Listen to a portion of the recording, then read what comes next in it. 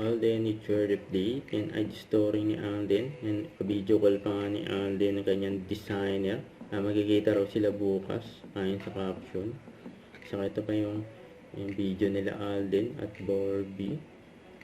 Iba talaga yung friendship na mag-BFF na sila Alden at Barbie Cortesa, yun, no? Yung kit pa nga nila, eh. Yes, birthday ni Barbie. So, may ito. pressure na parang ako yung kailangan maging anchor. So, dito kasama natin si Nadine. Oo, yun. For today's video, actually, medyo hard to get out. Okay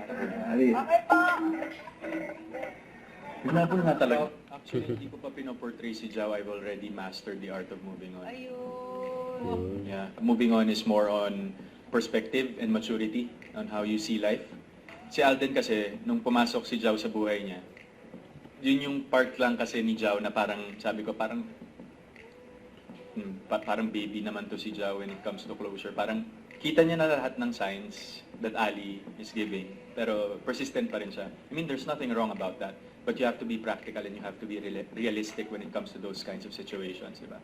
Pag ayaw na, huwag mo na pilit. Oo naman, first girlfriend niya naman kasi si Ali. Oo nga, tsaka fiancé. Ito Kaya naman. mag-uusap kami ni Jao pag nakita kami, but kidding aside, this project taught me a lot. Totally. Kasi nung... Oo, naiyak. No, joke lang. I mean, in every projects that I do, meron naman talaga akong mga natututunan and learnings along the way. But sometimes, there are special ones. And Love Siargao is one.